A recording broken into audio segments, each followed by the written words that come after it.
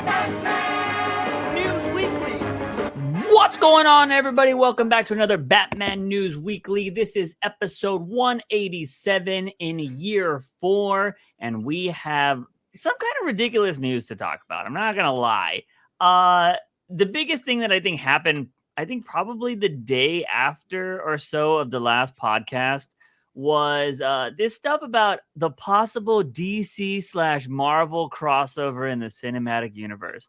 I almost threw up when other people were getting super hard about this information. What are your thoughts on this? Okay, so I think that eventually, not in our lifetime, this will happen. Okay. But I do not think it'll happen while James Gunn is heading DC. Like, I think that it'll be long time from now. Because let's face it, the number one reason why there hasn't been any DC Marvel crossovers in comics or amalgam comics, because that was famously the whole reason why they crossed over in the first place was because both comic book companies were going under. They were losing money. And they're like, okay, what's the one way to get new readers to jump in on both sides? And, you know, what's going to like get people excited? Well, if they cross over, what if Superman fought the Hulk? What if Batman fought Captain America? Yeah. And there was several different types of crossovers. There was, again, the JLA versus Justice League. Then there was Marvel versus DC. And JLA versus Justice League? You mean Avengers? You said sorry. Yeah. The JLA versus Avengers. Sorry, Okay. that's what I meant. JLA versus Avengers. There was DC versus Marvel, and then there was the amalgam comics. And then there was like several spin-offs coming out of the amalgam comics. So there was a lot of things happening during this time of wanting to, again, get new people to jump in, get a lot of money. Right now, these companies are not clamoring for money. They're not like, oh no, like we need to really push pennies to save money and da da da. No, they are both thriving. I think that with all the plans with James Gunn, they are very much, preparing to make lots of money. And this article here, James Gunn says that it was all just like, hey, wouldn't it be kind of cool if we did this? Like joking around with Feige. It was all out of pure fun. It was nothing like, hey, when can we sign this contract? Yeah. You know? Yeah. That's how I would have took it as well. Like, I mean, you got to remember, Feige was the one that gave James Gunn the job. You know what I mean? Because he was already overseeing Marvel at that point. Granted, he's also probably the guy that fired James Gunn. And DC came in and was all like, we'll hire you. Like, no fucking problem. That's very true, though. You know, which there was that article recently about James Gunn saying the Marvel, like, cast saved his life or whatever, or saved his career, not his life, because they like hung out with him after the news and all that shit. I'm like, DC saved your career, not Marvel. Like, I understand the sentiment, right? Like, oh yeah, Zoe, what's her name? What's her last name? I don't want to say Zendaya. It's totally different. Zoe, I'm forgetting her Zeldana. name. Zeldana, there you go. She came over and apparently made James Gunn like dinner, and they like chatted or whatever the day it happened, all that jazz. And like everybody kind of just like, called him up and like was like, hey man, how you doing? Like we should get together, yada yada. So just friends, like genuine, like looking in on friends. And I think that's awesome. But let's not pretend like Marvel didn't backtrack and give him his fucking shit after DC had already given him a job. And DC gave him the Kings of the Castle. I mean, even now, they're like, we believe in you. Like, we're going to give you everything. But at the start, he said, they offered me whatever I wanted. Like, if I wanted a Superman movie, Batman movie, whatever, but I wanted the Suicide Squad. That's what I did. And then I want to say that he probably already started, I don't know the exact timeline, but was he already filming Suicide Squad and then got his job back at Guardians? Or I believe he was starting Suicide Squad, not fully into like filming production, but pre-production when they got him his work with actually Because there No. was all that stuff about Guardians 3, like nobody wanted the job. They're like, I'm not taking that over. Like Taika wasn't gonna take it over. Like, Yeah, so I believe what they ended up doing was he had already worked on Suicide Squad mhm, because uh he was working on the production of Peacemaker mhm, while also working on the production of Guardians of the Galaxy. That's what it was. yeah, So because both teams, um the people who worked on Guardians worked on Peacemaker, and the people mhm, who worked on Peacemaker worked on Guardians. So yeah, there was a lot of flip flopping when it came to the crew that worked mhm. behind the scenes. And I think Gunn even said that there was some production team that was working on the Flash that even got to work on Guardians of the Galaxy as well. Yeah, so yeah, I just thought that was really interesting. But with this whole like Marvel DC crossover, I saw so many people getting excited about it, and I'm like, why? What if you're a Marvel fan, why would you even want DC anywhere near your stuff? Because they've been shit in the bed. Yes, but like again, there's the sentiment of like, oh, I want them to cross over just so that the Avengers can kick the Justice League's ass. Like That wouldn't happen. you have those Yeah. people. No, but you have that's Yeah, the I whole know. reason the feud, quote unquote, between DC and Marvel exists. Yeah. And what people need to realize, one does not exist without the other. Yeah. Like these movies thrive off of each other. If the MCU fails in theaters, there's a good chance that a lot of stuff within the DCU will probably fail as well. Yeah. Like there's this sentiment of here superhero fatigue. Like I think we've said the genuine test will be Guardians of the Galaxy because it is something that is universally loved because it Mhm. broke the mold and kind of created a new mold for the MCU, unfortunately. But also it has the head of DC making that movie. So we'll see how that goes. Yeah. But it's for this, I would just genuinely love to see it. Just because it's the biggest nerdgasm that ever like that nerds have ever wanted, you know? Mhm. We've seen plenty of like YouTube animation things that the superhero or what is it called? Superpower Superhero fights. beatdown and Yeah. superhero fights and all of this stuff uh on YouTube, but like there has never been a huge budget production on that kind of thing. Mhm. Yeah. And the reason is because of who's sharing the profits, who's getting what, like how does marketing work. It would get very, very messy, but I think if by some miracle, I think somebody like a Feige and a James Gunn who have previously worked together and know each Mhm. other could very much figure it out. But I don't think it would happen, like I said, in our lifetime. I mean, unless superhero fatigue is real and like like let's just say all superhero movies just are only making like 300 million, that's the only time I think that they would consider it. They'd be like, dude, nobody's breaking 300 million. Like all these films are fucking not, they're barely being profitable. Yeah. Like we need something different. I think that's when they would consider it. But I feel like they would just all reboot before that. I would Like say they all reboot after. You give them the whole shebang and then boom. Just no, like, no. I think they would try to reboot before they would make that deal. Because they'd be like, maybe people oh, are okay, just I tired see of what you're these saying. actors, you know? Maybe we need Yeah, some okay, I fresh see what you're blood. saying. So I think that's what would happen. I wouldn't trust Marvel to handle DC's characters properly after what I've seen them do since Guardians 1. Because we saw Joss Whedon try to make Batman funny. It doesn't work.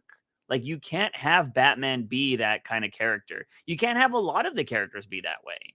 Well, and I think that's where you play into their strengths in the sense of like, hey, these are two completely universes, and I think some of the dry humor of Batman, although might be very polarizing to like be coincided with Guardians of the Galaxy, Mm-hmm. but at the same time, like situationally, if you have Batman have that super dry humor and then something happened with Guardians, which is actually like kind of funny, but not really, and Batman doesn't react to it, I Mm-hmm. think that within itself might be funny, you know? Like That's like towing the line so it's bad. but I think it can work situationally. It Meaning can. I just meaning I oh go ahead, go ahead. I was just gonna say Marvel for me doesn't have a great track record of that. Like they rely heavily on physical comedy, and I'm just not a That fan is of very that. true. That is very true. Which also I would say you can't do a crossover where like it's like you can't have in Crisis on Infinite Earths and Endgame collide. Like you can't have everybody in DC and Mm-hmm. every in Marvel in one movie. Like that would not be okay. Yeah. You're trying to cram too much at that point. I think uh it would essentially be like a Infinity War Endgame situation where it's one movie and then the other. I think that's the only way it works out. I think that you have DC Studios make one movie, Marvel Studios make the other. I think it would kind of be scary in the sense of the way that you're thinking, but like Feige does the movie that is heavily influenced with Justice League, and then Mm-hmm. DC Studios do the movie that is heavily influenced on Marvel, Yeah. and see how it works out. Um, I think that would be kind of cool, but I think you just pick a team of Avengers and a team of Justice League, and then you just figure something out. If they even did the story of JLA versus Avengers, which is Mm-hmm. like the Collector, and the Collector has a like secret brother who was Mm-hmm. actually in the DC universe, and they like played a like multiversal game and had the two worlds collide. Yeah. I think that would be very interesting. Hmm. But I've never you read know, those books, so I can't comment on them. The one thing I will say is it's not a fair trade right now. All of Marvel's best characters besides Spider-Man are all gone. Everybody from the Avengers is gone pretty much. So like, yes, why would I want to be like, oh, you want our A-list fucking characters and we're gonna get your fucking C-list characters? Like, come on now. Like, I'm not, you can argue B. You're not gonna tell me everybody that they have right now is a fucking A-list character, because they're not. no, I'm Shang-Chi or whatever is not. I would say C at highest. he is getting up there though. I think that the movie very much brought him back up in popularity. And they have changed his origins a lot because Mm-hmm. he unfortunately was buried in racism. Doesn't surprise me. With all the stuff and very hardcore stereotypes. But I could see, yeah, I could say B to C list characters, um, freaking Anthony Mackie's Falcon, of course, now being Captain Mm-hmm. America, easily a list. Since I would say Secret Wars Mm-hmm. 2, I think You I think can't remember the he's an title. A-list? I would say B at He's highest. I think he's gotten there. I think he very much totes the line between A and B because Mm-hmm.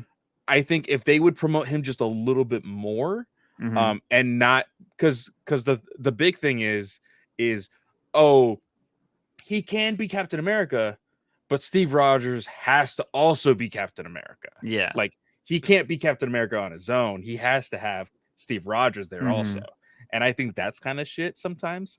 Yeah. So I think he could very much be an A-list if they push it.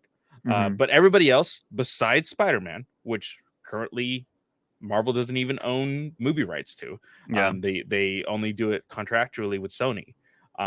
Which would also be like super messy if they want to add Spider-Man into the mix with that. You Yeah. would have 3 studios. Like that would just be a mess. What if James Gunn went to Sony and was like, hey, we have an idea and we kind of want to, maybe teleport Spider-Man to the DC universe just for one movie or two?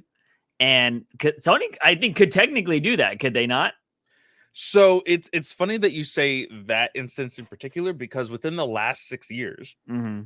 there was a comic where Miles Morales and Gwen Stacy, were jumping through multiverses, Mm-hmm.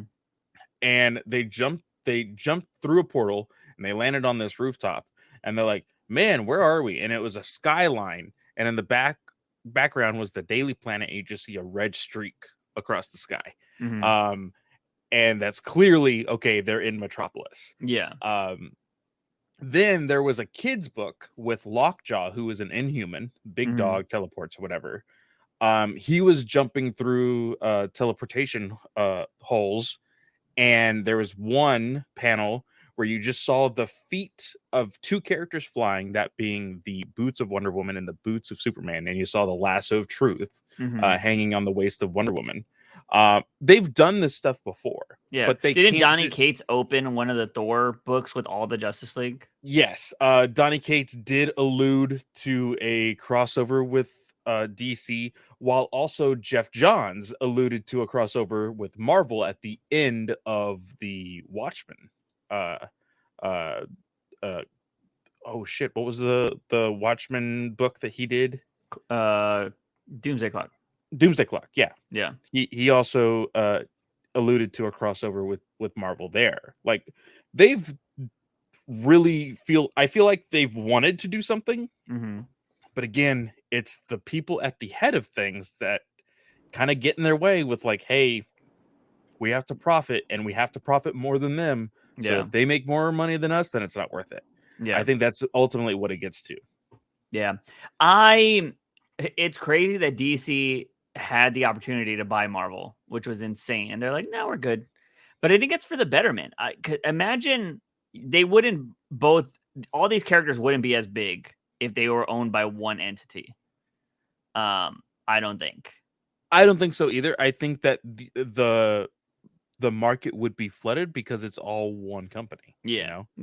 Although that means like Image and like Radiant and all them would probably be bigger.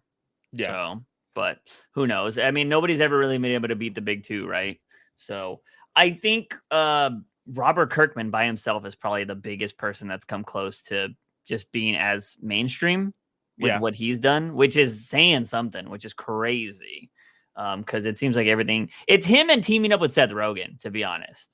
Like, Seth Rogen's really been pushing his content like to the stars, which is nuts. But anyways, so the whole Marvel DC crossover, I wouldn't be a fan of, but I will say it would be pretty fucking crazy if at the end of some, whatever Marvel movie you want to pick, you just see Batman show up in the end credit scene. That would people would cream their pants instantly. Like, oh, what the fuck? Like, it would be everywhere, right?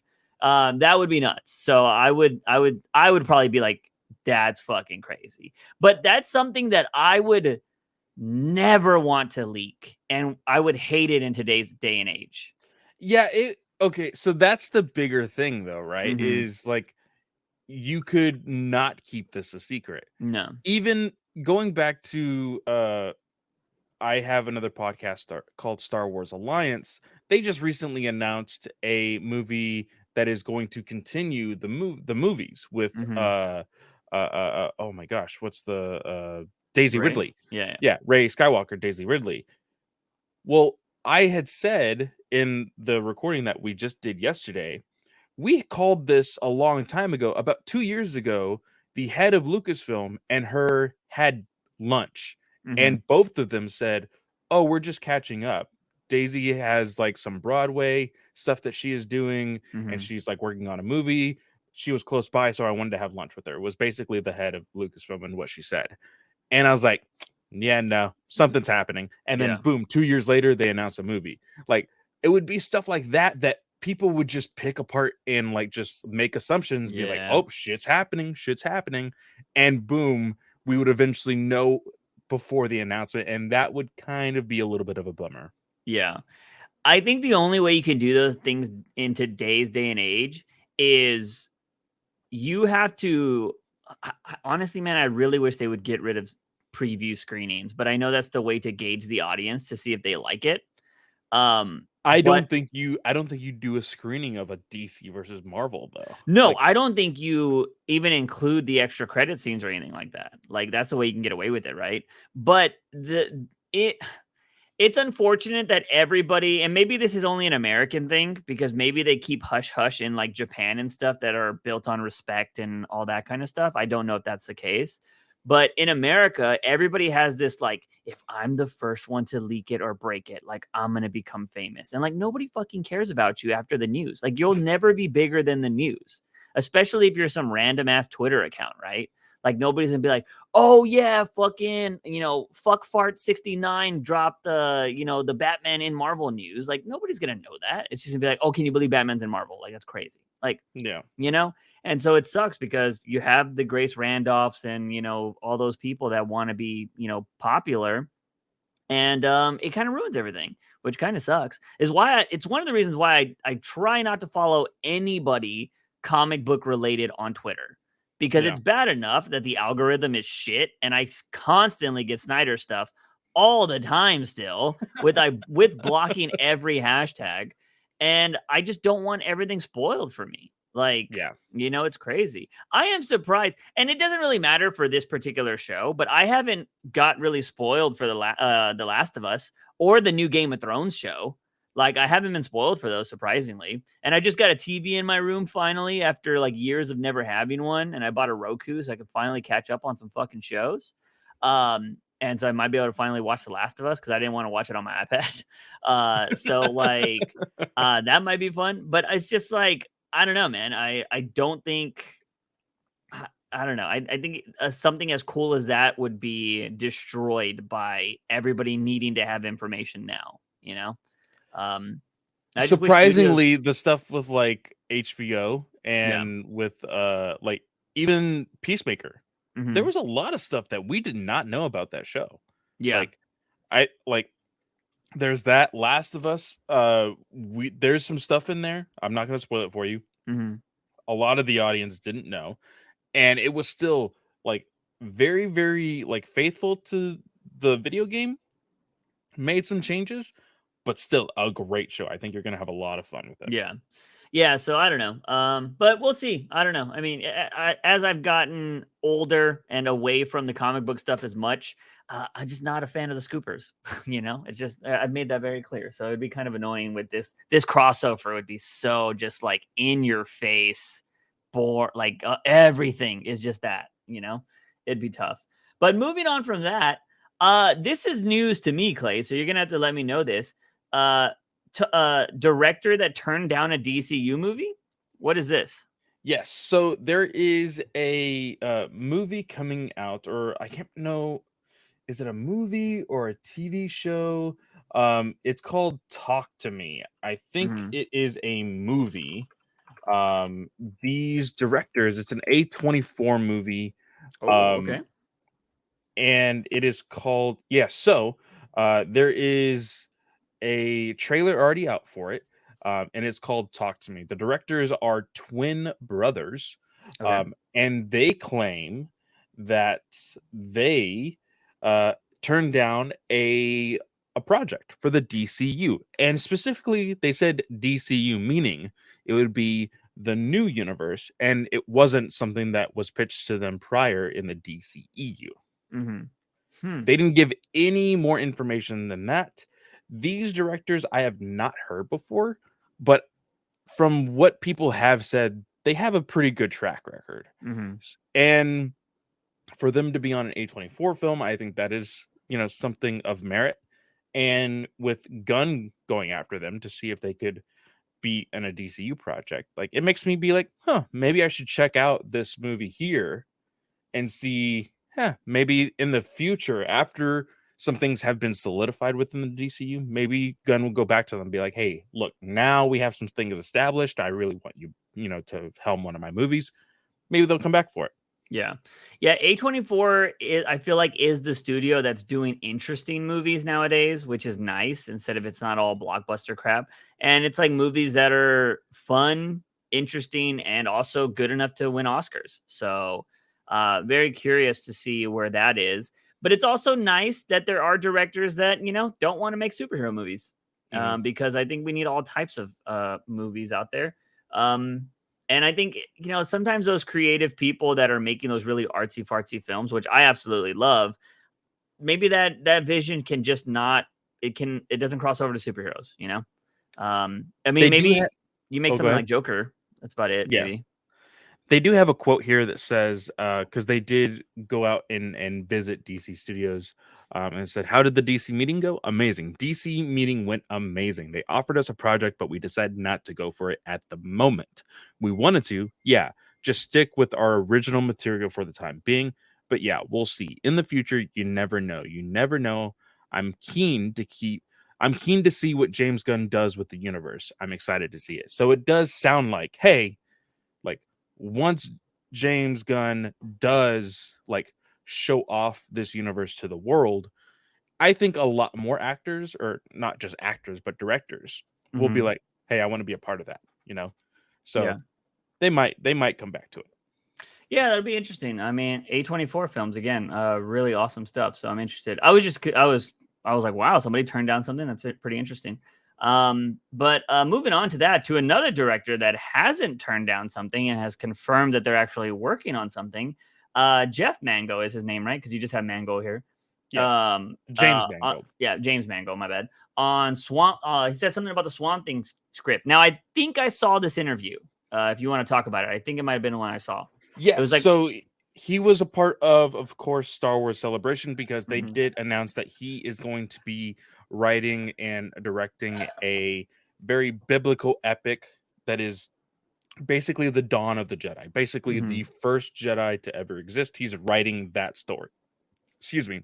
And he confirmed here that he is working on that script as well as Swamp Thing. So this has confirmed that he is attached to the film, which is very, very exciting because he has been wanting to do this for a very long time. So him being able to do this, I think, is really, really cool. It says here, it was announced on Friday that Mangold will be directing an upcoming Star Wars movie set 25,000 years in the past in a galaxy far, far away. Collider asked him about the rumors of Swamp Thing, and he said, the truth is I'm writing both right now, and what's going and who knows what's going to happen, what's going to blossom first or second. So there's your thing. I'm doing Swamp Thing. There's your scoop. It's not a rumor. It's happening. I'm putting it online. So he wanted to get ahead of the hey, just stop putting things out there. I'll just let you know. Yeah. Which I think is very, very smart. I think people are gonna follow James Gunn's lead in this and being because we even saw was it who was it that was interested in Clayface? I don't know that guy, but yeah, he came out and shut it down. Yeah, he shut it. Yeah, he was like, hey, this is just speculation, but if something ever happens, I will be the first one to tell you. I think this is very smart. It's shutting the scoopers down. It's shutting down wild rumor mills within the online verse and Twitter. And it gives you accurate information for once. So this is very exciting. Although from what we have seen via James Gunn's announcement, this was the last thing that they talked about. And from what I remember in the video, James Gunn did say that this kind of ties everything up at the end of this chapter 1 of Gods and Monsters. Yeah. So we also said it's not necessarily tied to the universe, because isn't Swamp Thing more Vertigo or some shit like that? Because they're kind of doing both iterations. So he was more popular in Vertigo at one point. Of course, he has been very much tied to Justice League Dark. Yeah. And a lot of the magical side of the DC universe. So he very much has been prevalent since then. But I think when I say tie in, I mean more of tie things up at the end of the chapter of their first phase or whatever you want to call it. Yeah, it'll be interesting to see. But yeah, I saw that interview. I do like the way he kind of shut them down, because the way the guy asked the question, he answered it in a way that gave nothing away. And he was like, I know how you guys work. He's like, I know you're fucking fishing for something. And I thought that was pretty cool. I wish there was more people like that, but it is, again, it's the dawn of the scoopers, there's many, many bad ones. Moving on from that, the biggest news I think of this last week or so was, this just happened yesterday, if I'm remembering correctly. The Creature Commandos cast revealed, and it's got some names. It has some pretty big names. I really like the cast so far. going back to it right now, actually. Um, the biggest one I think for a lot of people will be the fact that freaking what's his name? David Harbor Harbour? Yeah. is going to be Frankenstein. Yeah. I think that is really cool. Um, I'm a little worried at people like making, I guess, not comparisons, but also comparisons of like, okay, he just did Hellboy, now he's doing Frankenstein. Like, is he just going to be like the monster dude Yeah. now, or like Well, what's he going also did on? Marvel too, so Well, yeah, he yeah. was in Black Widow, Mhm. uh, but I think he's also going to be in the Thunderbolts also. Yeah. Um, but just like with movies outside of Marvel, him being just a guy caked with aesthetics Yeah. and VFX work on him and stuff like that. Um, is he going to be the new Ron Perlman, basically? Ah. Because Ron Perlman did a lot of stuff with VFX work and makeup Mhm. and stuff. And of course, as he's gotten older, he's kind of gotten out of that. But I really like this casting. I really love Indira Verma. Mhm. She was in Obi-Wan Kenobi on Disney Plus. Mhm. She is playing the Bride of Frankenstein. I think that is a wonderful casting. Absolutely love that. The worst kept secret ever is Frank Grillo, the Yeah. one that we've been already talking about, being Rick Flag Sr. And we have, of course, Sean Gunn playing two roles Yeah. in this animated series, being GI Robot and Weasel. Yeah. I'm assuming both CGI'd characters most likely.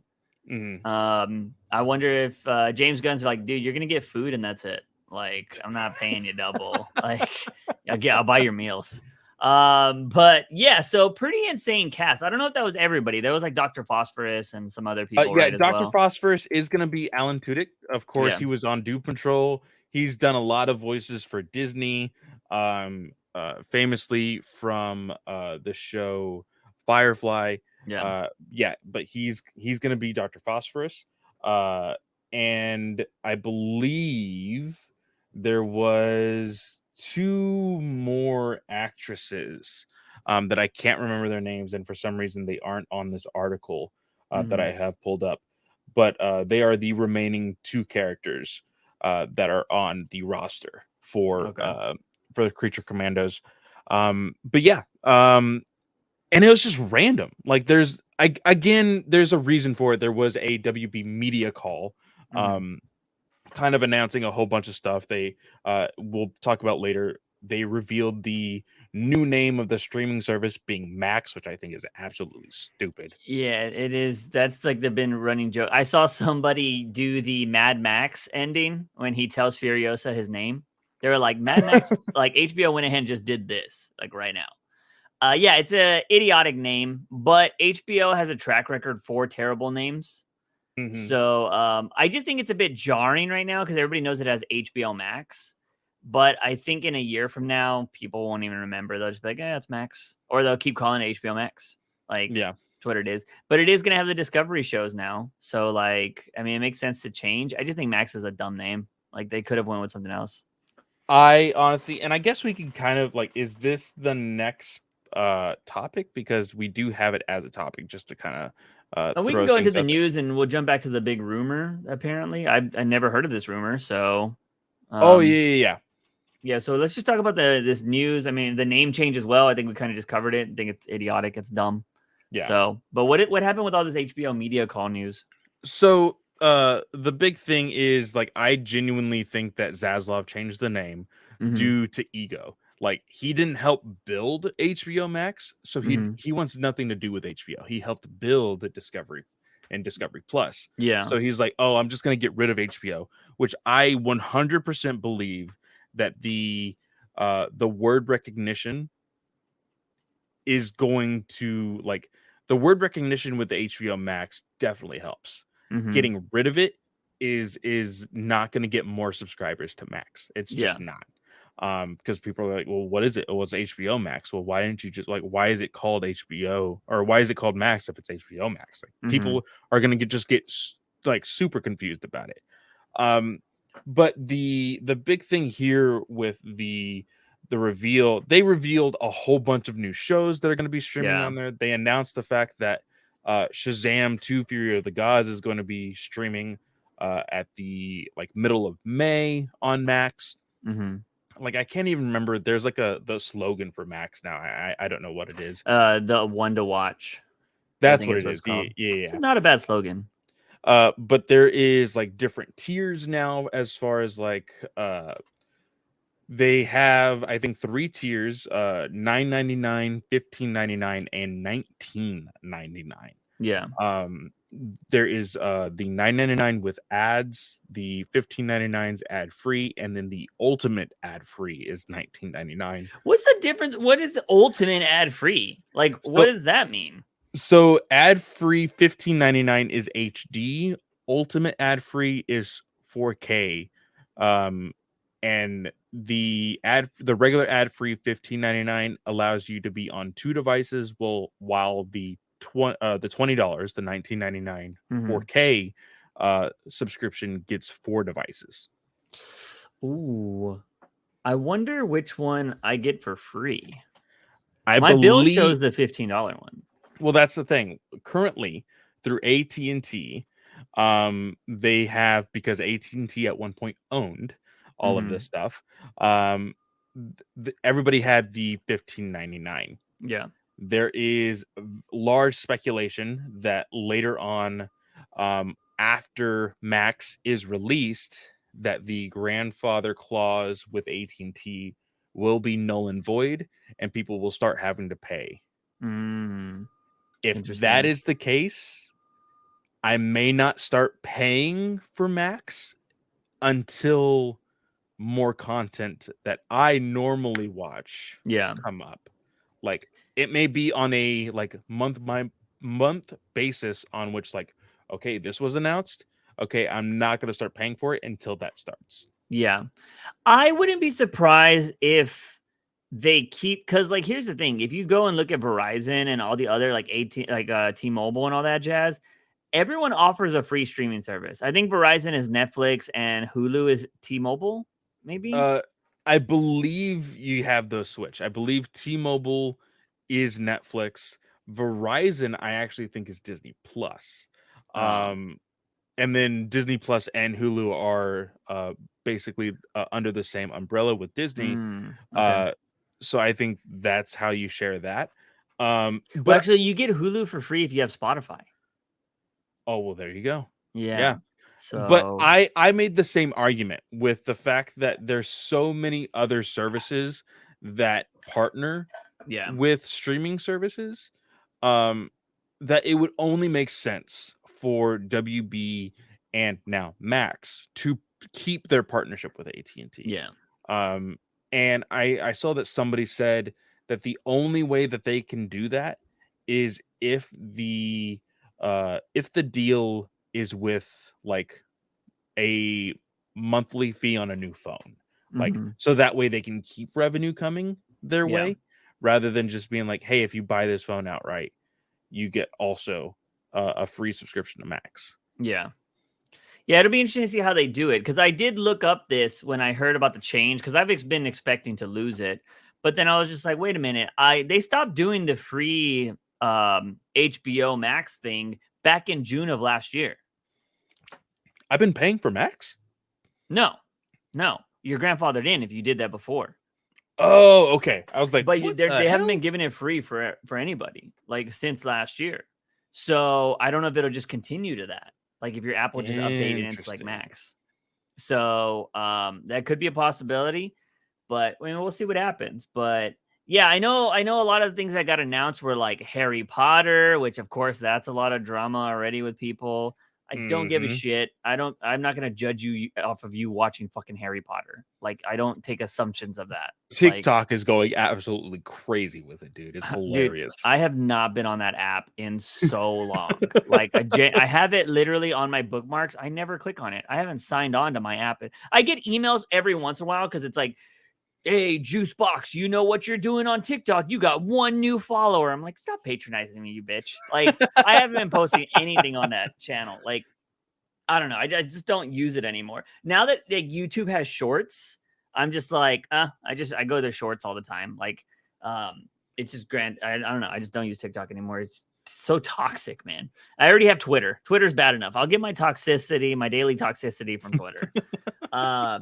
But yeah, I know the Harry Potter show got announced. They announced some other big stuff. You were like, oh, Clay missed the most important one, yeah. being the Big Bang Theory thing. Yeah. Like, I have not finished the Big Bang Theory, to be completely honest. But I know a lot of people who are super excited about this. Yeah. I'm curious to know what it's about. Did they announce No, what they just said it's going to be following? Okay. I mean, I don't want to spoil anything if you don't mind. I mean, No, I okay. don't. I mean, So, it's an old show now. Like, I don't know how many years has passed. So if they wanted to, they could continue the show because I'm not going to say who, but like certain characters have kids. So, you know, they could do the kids going forward if they wanted to, because they could be baby geniuses. Yeah. You know, if they want to do that. They could spin off from just one of the couples and do like that whole thing if they want to. So yeah, there could be a whole spin-off. I mean, you could do a spin-off of just Sheldon and Amy, or you could do a spin-off of, you know, Leonard and Penny. Like, you could do anything. I think you could. I think it would be better to see how they act with kids. I think would be funny, like, you know, because they're big kids themselves, at least the guys are.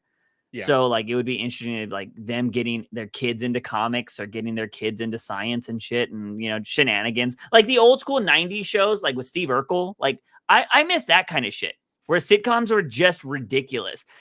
Family Matters was one of the best things because he would like transform into Bruce Lee and shit because he had his DNA with that weird magic machine, you know? Like I thought that kind of shit was cool. Probably nowadays might seem a little racist if you go back and do it, because I think so. Yeah, you know. But like, I think a lot of that shit was funny though back in the day. Like, not that part, but just like being able to transform and do wacky stuff. He made a teleporter in that show, and they teleported to Paris at one point. Like, it was ridiculous. Like, I love stupid shit like that, and I think Big Bang Theory could become that wacky if they wanted to do that. You know what I mean? Yeah. So yeah, I think that would be pretty cool. We had the information about It got released, right? Like the prequel for It. Unfortunately, I heard that it's not going to have the original actor, which obviously not the original actor from It. Yeah, but not Tim Curry, but Skarsgård from the newest Skarsgård. movie. I heard is not coming back for that, so that kind of sucks because Skarsgård did the eye stuff himself. Like, it wasn't CGI. I guess they could CGI it if they wanted with this new actor. But I thought that was really awesome. I heard he's not coming back. We got the Penguin trailer, which let's talk about that real quick. Because that, I don't know if that just didn't feel like the Batman. It felt like a fucking Sopranos show. The tone definitely has a weird shift. Yes. It definitely feels more Sopranos, more gangster type feeling. Now, again, that's what it's supposed to be due to the fact that that's what they wanted, but it does feel very separated from the Batman. To the point, if the Batman showed up, I'd be like, why are you showing up in this show? Like, it's not a DC show. Like, at this point, you know, I just felt he acted different too. And again, I think that is valid because he's gonna gain more confidence after what had happened in the movie, you know? Yeah. I definitely think that he needs to be knocked down a peg or two when it comes to the actual universe of the Batman. But I'm okay with his character evolving in this way because there's even a moment in the trailer where like he like starts to freak out and because like you see, I can't remember her name, but she has a couple of her goons like pull him back and like is about to stab him in the chest or whatever. He's like, whoa, whoa, whoa. So there's gonna be tension. There's gonna be, I feel like, moments that do make him seem weak, but then he'll overcome it. He'll be the badass on top or whatever. We didn't see Clancy Brown at all in this trailer. We didn't, you know, because he's playing I believe Maroney is what we had talked about several episodes ago. Who else did we see in this trailer? The first look at what's her name as Sophia, I think. Falcone. Yeah. She looked great here. But yeah, I think the biggest thing to take away from this trailer is that the tone has definitely shifted. Mm-hmm. And again, to be its own thing, I think could be cool, but knowing that it's a part of the Batman feels a little odd. And I just want to point out, this is something we've been harping on since we saw the fucking movie, that if you're going to try to go supernatural and bring in Mr. Freeze or Clayface, the tone would be too different. This is a character in the universe and it already feels different. Yeah. And you want to bring in the fantastical? Doesn't work. This is why you got to think about things ahead of time. But general audience doesn't understand that. They're just like, no, you could do it and you could do this. I'm like, you could do a lot of things. It doesn't mean it's going to be good. Like, but you know, I will definitely watch the show. It looks cool. I will say, kind of weird seeing Penguin like just walk down an alley shooting people with an Uzi. That seems really weird to me. What I think is even more funny is the fact that the like very very beginning we see in production and like we see people with the camera like following Colin Farrell, and then like there's a moment where the scene that you're talking about where he grabs the Uzi and is like shooting the cars, like before you actually see the like edited like almost final production shot. Right before that we see the cameras and the mics like following him doing it. I'm just like, this is a very odd choice to put in a trailer. Like, what are you doing? Well, they did that for the first trailer of the Batman though, because it was during COVID. No, because the first trailer of the Batman, Matt Reeves said, hey, we're only 25% done with filming, but we did put something together and it looked nearly complete. Like that, I'm pretty sure I thought that was like a featurette type of thing. No. They didn't do a featurette. The featurette came after, or either before or after the second trailer, before the movie released. I don't know. I might be getting confused with Suicide Squad, but I could have swore they showed some behind the scenes in that first trailer. But yeah, so yeah, Penguin just seems very different tonally wise, but I mean, it still looks good. But it did give Soprano vibes when I was like, that doesn't feel like the Batman. Like it just doesn't. Also, it looks a little bit brighter than the Batman was fucking dark as fuck. Also, I don't think I saw any rain in that one where the Batman was all fucking rainy. Also, Penguin walked at a normal speed, which was weird. That doesn't happen in the Batman. There was one scene where he was limping, but everywhere else he was walking kind of normally. Yeah. And I think those are some of the major things. I know something else got announced, like maybe some, I don't know if it's some animations or some other stuff definitely got announced. The Tiny Toons are coming back. Yeah, so. I didn't see that. But yeah, I just feel like there was, I know Harry Potter, obviously Big Bang Theory, a lot of those are kind of the bigger names.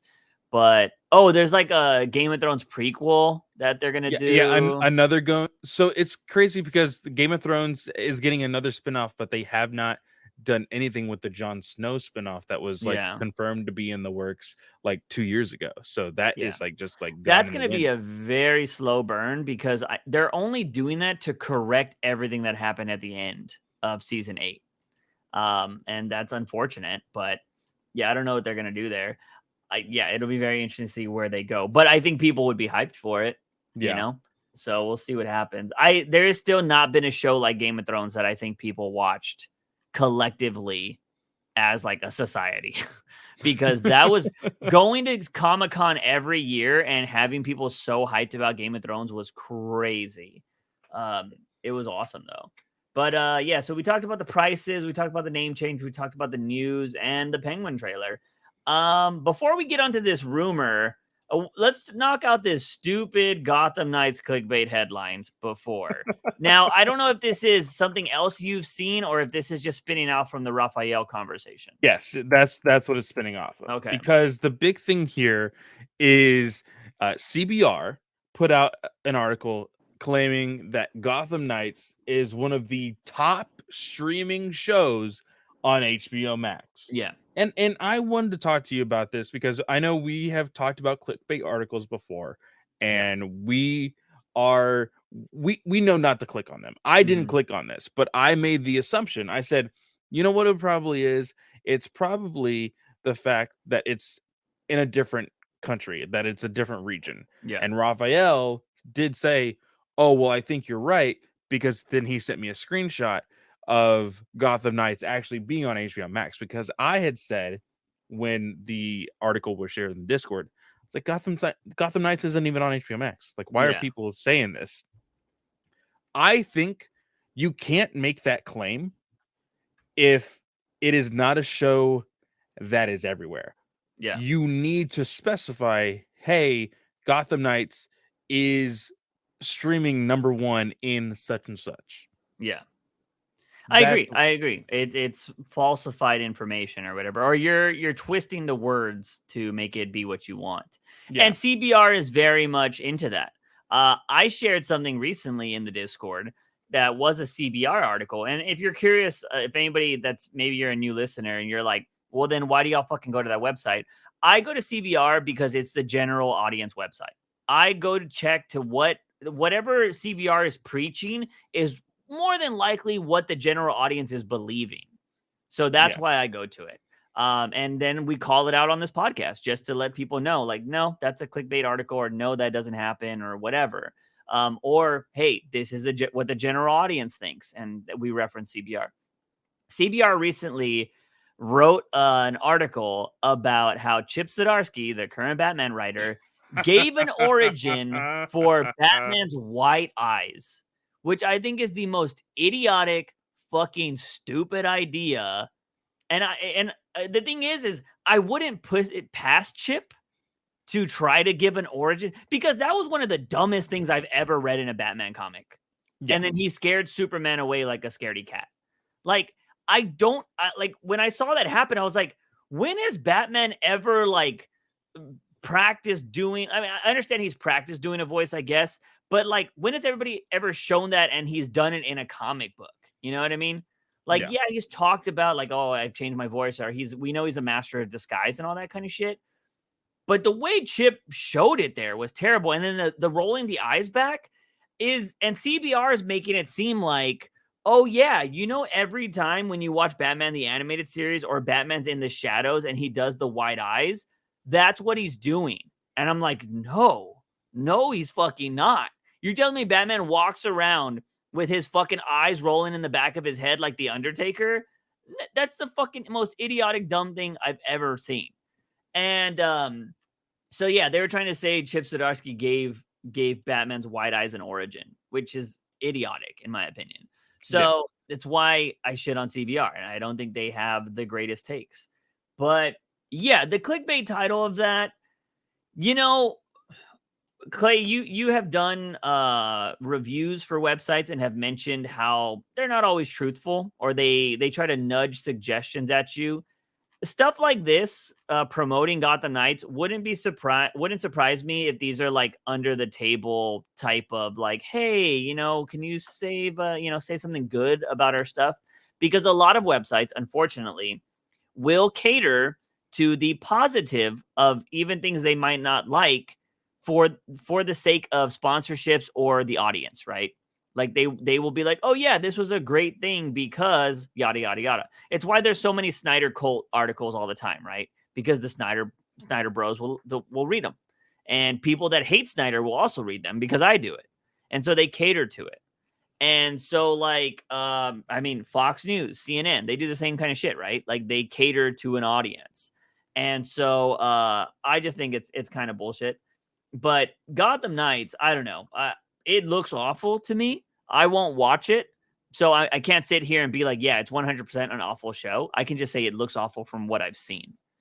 But, maybe the general audience loves it, man. The CW is able to continue for 20 million years without making any profit because of something. So, like, yeah. Someone's watching. But yeah, so there's that. Clickbaity titles, do your research, ladies and gentlemen, and watch the shows and judge for yourself. I'll say that. But moving on to the last bit of information we got today, I haven't heard about this, Clay, but you have written here, rumor Andy Muschietti, the director of The Flash, aka The It, directing Brave and the Bold. What is this? Where is this coming from? So this is coming from, of course, I would say the whole reason why I threw out rumor in the topics is that this is coming out of DCEU leaks, which I think they need to change the Reddit post to DCU leaks. Yeah. This has verified, unverified, and somewhat verified sources and scoops here. So I want to go ahead and throw these out there. The one that they're saying is verified, again, grain of salt, is saying that Andy Muschietti is in fact directing the Brave and the Bold. Now, we have said with what we have seen from the trailer and the things that we have heard with or witnessed even with Muschietti working with ensemble casts with, of course, now with the Flash, that it would totally make sense if this was actually a thing. To then work with the whole Bat family, because that has been confirmed that Brave and the Bold will be the introduction to the Bat family. It would make sense. I would totally be okay with this. Now, do I trust this? Again, grain of salt. It has been put out there. Gunn hasn't said anything about it yet, though. That's the thing. And usually Gunn does shoot down things that have not been confirmed or just he shoots down things that aren't true.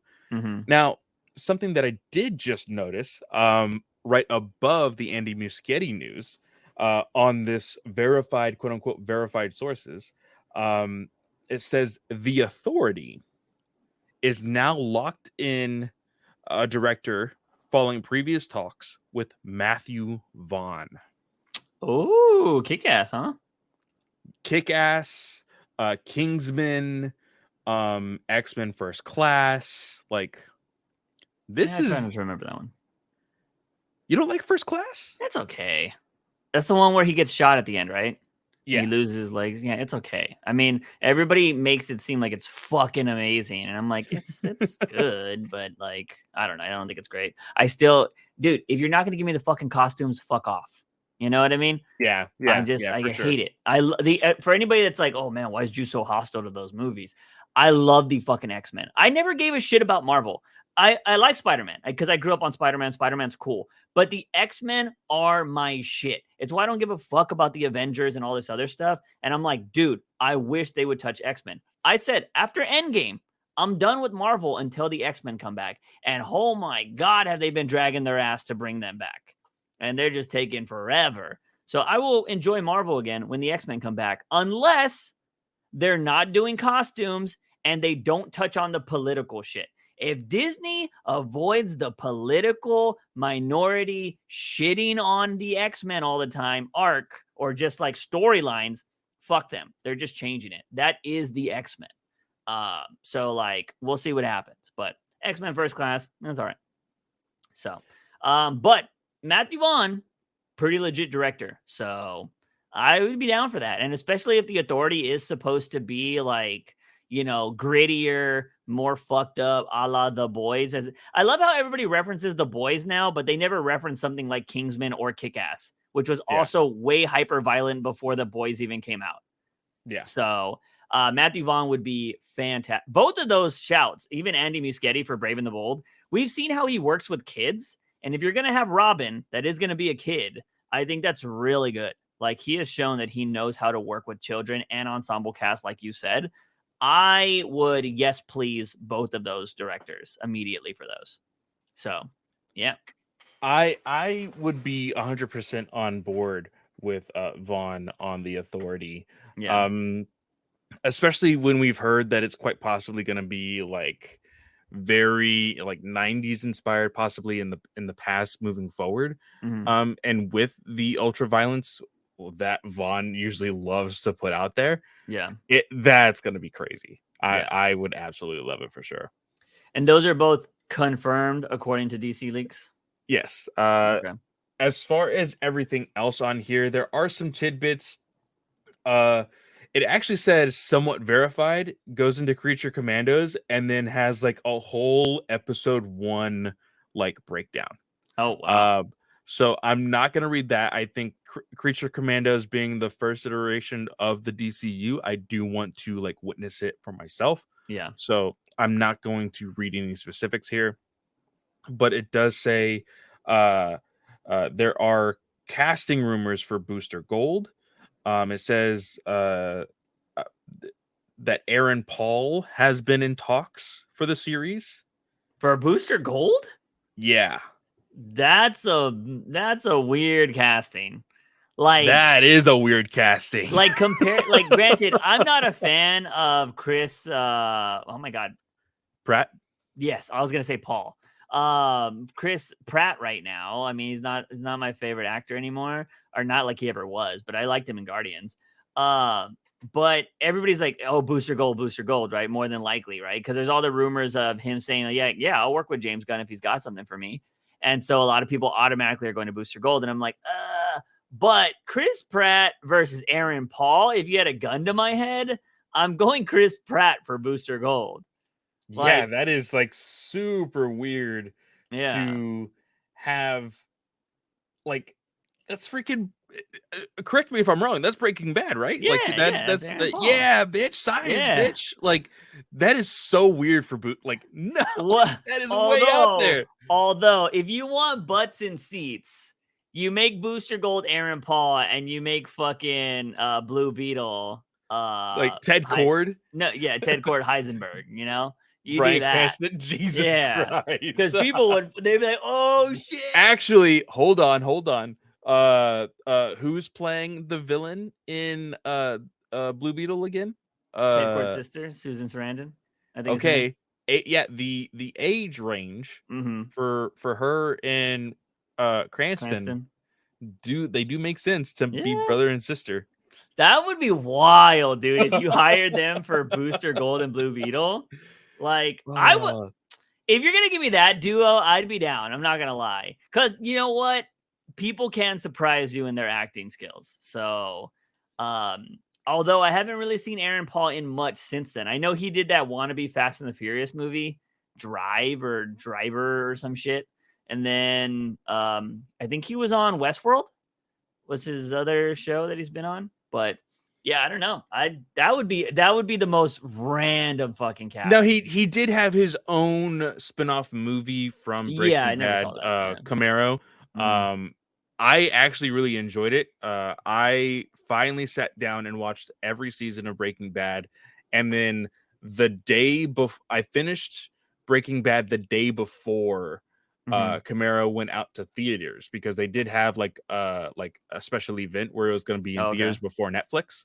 So like it literally, I finished Breaking Bad, and then this one, so many years later, is supposed to be immediately after. It's supposed to be basically the day after it happens. It totally makes sense, and I thought it was pretty good. I think if you're a fan of the show, definitely go watch it. But man, Aaron Paul for Booster Gold. Yeah. That's wild casting. Yeah, it's so weird. But that's what, unofficial or not verified? That's unverified. Yeah. As far as all of this other stuff goes. Interesting. I honestly didn't hear anything about Brave and the Bold, but I would take both of those directors like instantly. You know, now that I think about it, now that I've seen the Barbie trailer, give me Greta Gerwig on a Plastic Man movie. Yeah. After that trailer. Yeah. Yeah. You want to go watch Barbie? I'm down to go watch Barbie. I would totally go see it. Yeah. 100%. I'm down to go watch Barbie. So like that just looks like it's gonna be, it's so colorful. Like we see so many dark movies nowadays. Like it's so nice to see like an editor actually know what color is. Because I swear to God, the superhero movies are getting darker by the day. Yeah. Like, especially Marvel. Like, what is going on with the color grading in Marvel recently? It's like they're like, oh yeah, we've been talking to this guy named Zack Snyder. Like, got some good ideas on colors. But yeah, so I'm down for it, man. I would be excited for that. But do you think Muschietti, like, are they just backing up the truck to him Or do you think he wants to? Because, dude, that's a lot. Because he'd probably do the next Flash sequel. So he's gonna be just Yeah. like living in superhero genre. Because also, can you look up if he is going to be a part of the It thing? Because I am curious if he's. I would assume he's going to be an executive producer. But I don't know if I heard that he said that there's like 10 hours of footage that they haven't used, or if he'd be down to do like a 10-hour series on HBO about it. So I don't know if he's directing the prequel.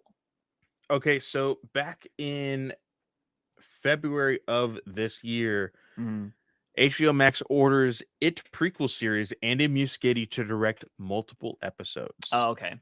So yeah, he'll probably be like the James Gunn type thing, where he'll probably write them or be like producer on most of them. I was gonna say he may not be like the showrunner, Yeah, but he will be the one to heavily influence the way the series goes. okay, yeah. I'm down with that. As long as the person that is tied to it, and I think that is a one series that a prequel makes sense because it is every 27 years. So I'm curious, but I hope that they go back to like the origin, like how, like, I mean, I believe everybody knows that it's like an alien, right? So I hope like the first landing, and it's like fucking 1865 or some shit. Like that would be really cool. Like where we're talking about like horse and buggy and type shit, like, and the kids are just disappearing. Like I'd be down with that. I hope that's where they're thinking about going. So, yeah, I don't know. I'm down with it. But Clay, you told me there's some breaking news, man. Yes, breaking news indeed. Suicide Squad kills the Justice League. Just posted this on Twitter. Says Suicide Squad kills the Justice League will now launch February 2nd, 2024. That's crazy. We have made the tough but necessary decision to take the time needed to work on getting the game to be the best quality experience for players. Thank you to our amazing community for something just popped up. There we go. For the continued support, patience, and understanding. There is so much more to share in the months ahead, and we look forward to seeing you in Metropolis next year. Man, just release the game and get it over with. I mean, what else can you do besides polish the game? Yeah. Like, you can't change the story. You can't change the mechanics. Like, even though they're going to be delayed a whole year, how much could you change? Like, honestly. You cannot change the main aspect of the game, which is what everybody absolutely hates right now. Yeah. So, like, I think this more so goes into what people were speculating, because there was, like, at a time they were like, oh, we're going to, like, right after they did the state of play, they're like, oh, actually we're gonna delay it a little bit longer. And people were like, oh shit, things are gonna happen. They're like, no, it's not to like change the entire fundamental parts of the game. It's just to polish it and whatever. Now they're deciding to say it again to move it like almost a year out. Yeah. Like, it's 10 months. I don't know what you're doing. Like at this point, because of the bad reaction to it, like you call it a wash. Like you're like, okay, let's just put this out there. We can have the game go on for as long as it probably a year or two. Call it a dead game, and then move on to the next project. Yeah, man. I mean, that's I just don't see what you can change like in a year. I feel like this game's probably been in development for what, like 5 years now. Yeah. So, I mean, you can't change the fundamentals. Like you just be building a whole new game, I feel like. Because everybody thought the Fortnite-ness of it is really bad and it doesn't feel like the old Arkham games. So, I think you just rip the Band-Aid off and you fucking, you don't do it. Or you just release it and just like, all right, if somebody buys it, that's cool. If they don't, well, tax write-off. That's what we do anyways. So, yeah, I think that's kind of sucks for them. But what can you do, right? That is it, if I'm not mistaken. I think we got through all of the news for this week. I believe so, yeah. Yeah, so let's move on to listener questions, which we only have 2 in Discord, and then we have a bunch on YouTube. So let's knock out these Discord ones first. From the Ponderer. All right, so my question is, Would you be okay if Matt Reeves makes his own version of Mr. Freeze? Like without the freeze gun, land and all? I don't know what he's trying to say there, but keep the name, storyline, etc. Kind of like Riddler, because it felt more like Zodiac Killer than Riddler. We recognize. No. I think he means freeze gun and all. So like get rid of everything that you know of as Mr. Freeze. Kind of like how we knew the Riddler as a dude in green, usually a hat of some kind, a cane. You know, like when you think the Riddler, you don't think of Matt Reeves, the Batman Riddler, right? So the same way in thinking Mr. Freeze, but no freeze gun, no glass tube over his head, no ice suit. Like at that point, it's not Mr. Freeze. Yeah, I don't care. I mean, if you're asking my honest opinion, now that I know we're getting the DCU, I do not give a shit about the Batman universe. I just don't. I'll watch it because for the podcast. Am I excited? I'd be lying if I said I was. I'm hoping the Penguin changes my mind. Like I'm genuinely hoping because like I am a man that is open to change. I've done it my whole life. Like I'm not somebody that's set in my ways, you know, on certain things I am, but like for the most part, I could change my mind. You can, if something is good enough, I am not that asshole that's be like, I don't like it. You know, I'm not that person that likes to hate everything. I'm not young. Like, oh, come on, who am I? But like my thing is I hope it's good, but at the moment, if you're going to give me what you gave me I didn't think the Riddler was a compelling character. I'm sorry. I thought he sucked. I don't think he was anything special. And people are like, oh, he was an amazing murderer type guy. I'm like, no, I don't think he was. I thought he was very bland and boring. And I have seen so many people think that movie is boring, which is crazy. I thought I was in the minority, but it seems like I'm not in the majority, but I think there's half people. I think half people like that movie and half people hate that movie. Like, because I constantly hear it's boring from other people. And I'm surprised. But no, I wouldn't care because you're just the icebox killer or the ice whatever killer from Dexter at that point. You know? How would you get the name Mr. Freeze if you don't have anything that Mr. Freeze did? Are you an ice cream man? You put people's bodies in freezers? I was gonna say he just uses a freezer for his killings. Yeah, that's lame. Like, what's the point of that? That could be any killer in Gotham. Exactly. The significance of the name Mr. Freeze is not significant at that point because it's something that multiple people have done. I'm telling you right now, if they use Mr. Freeze, he's gonna use nitrous oxide to kill his people. He's gonna freeze them, which I think you need like a crazy concentration to actually do that. I feel like people have tested that before and it's not real. I could be wrong. Science nerds in the comments, let me know. But yeah, I think it's just kind of, I think it would be dumb. Next up, we got Arwitz. If you were to give Batman a Sinister Six, who would they be? Now, correct me if I'm wrong, Clay, but I think Batman already kind of has his own Sinister Six and not his rogues gallery, but isn't there the Secret Six? That is kind of tied to Batman, essentially? Yes and no. Mainly it's tied to Batman for the fact that a lot of the characters are Batman villains. But again, let's go to the trusty Batman villains list here. Yeah. Even not looking at that, you look at his most like played with villains. You have Two-Face, you have Riddler, you have Penguin, you have Joker. Yeah. You have Clayface. But here's the thing. From my understanding, tell me the Sinister Six of Spider-Man, because I think I know like most of them. So it's Mysterio, right? You have Mysterio. You have Kraven. You have Scorpion. Electro. Well, hold on. Because the Sinister Six, I will be completely honest with you, it can actually change, and it has changed multiple times. From my understanding, I remember Kraven, Scorpion, fucking Electro, the Falcon guy. What's his name? That Michael Keaton played. I think he was a part of Vulture. it. Vulture. And fuck, I forgot who else. So here it is. So it's Mysterio, Kraven, Electro, Sandman, Doc Ock, and Vulture. Interesting. Yeah. Okay.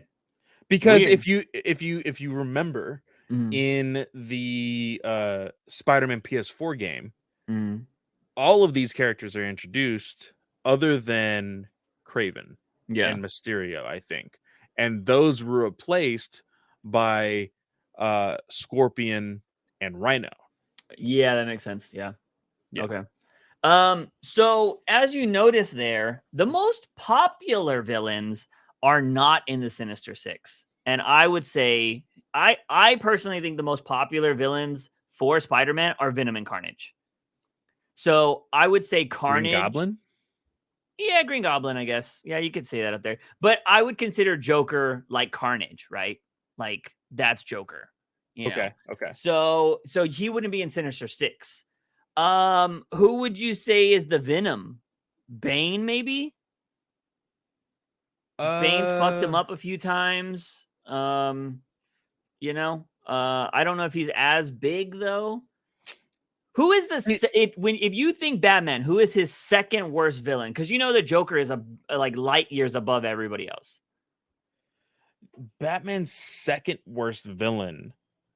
That's we've never done this before. No, it's not the Court of Owls for anybody that's thinking that right now. No, Go fuck no. yourself. It's not Hush, even though I love Hush. It's not Clayface, even though I love Clayface. From sheer popularity of general audience, I would have to say it's probably Two-Face, Penguin, or Riddler. Because they're the only ones that get used a lot in films. So they call these the Central Rogues Galleries. Okay. Joker is number 1, Riddler number 2, Two-Face number 3, Penguin 4, Catwoman 5, Bane 6, Hush 7, Killer Croc, Poison Ivy, Scarecrow. That high? And Hugo Hush Strange. is not above Scarecrow. Are you fucking kidding me? Who made that list? This is that's disrespectful. And I love Hush. That is disrespectful to Scarecrow. Oh my God. He can't even get love on the fan sites. Come on. I think the reason why Hush is so high is basically due to the popularity of the book, of the Hush book. Yeah. I think that's what it is. It is regarded as one of, if not the best Batman story. So, you know what? I think you could make a fighting argument for Riddler being the second best. Yeah. You know, he's had iconic Batman animated series shows. He's been in he was a part of Hush. He was when you actually get down to the end of the story of Hush, he is the main villain, I believe. So, yeah, you could make an argument for Riddler being the second one. So what I guess if we're going with that logic, Venom is probably Riddler. Yeah. You know? So then the Sinister Six from that, I would throw Bane in there. Bane has to be one of them. Okay. And then I guess we're giving Two-Face a spot. Unless you're giving Two-Face Green Goblin. Are we giving Two-Face Green Goblin? I would almost give Two-Face Green Goblin. Or is it Penguin? Because Penguin is a mastermind. He doesn't do a lot of fighting. Two-Face does fighting, but it's more just gunplay. So yeah, I would correlate more so Two-Face with Green Goblin. Okay, so those three are out. So Penguin's in the Sinister Six then? Are you saying that or no? Bane? I would say Scarecrow, Bane, obviously in there. Who else are we going with? That I would say Poison Ivy. Okay, Poison Ivy. Clayface. Does he make the cut? Clayface, I could if you're gonna keep him, of course, with the idea that he is a villain. Yes. Okay. Well, so if we're playing that game, what about Harley and Catwoman though?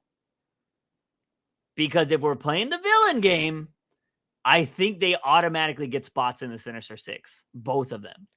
Again, though, the Sinister Six has had multiple reiterations. Yes, so we're making a brand new top Batman Sinister Six. And if we're playing the villain game, like you just said with Clayface, Catwoman and Harley have been a thorn in Batman's side for a long time. See, I would say Harley, I wouldn't say Catwoman. But she's been around longer.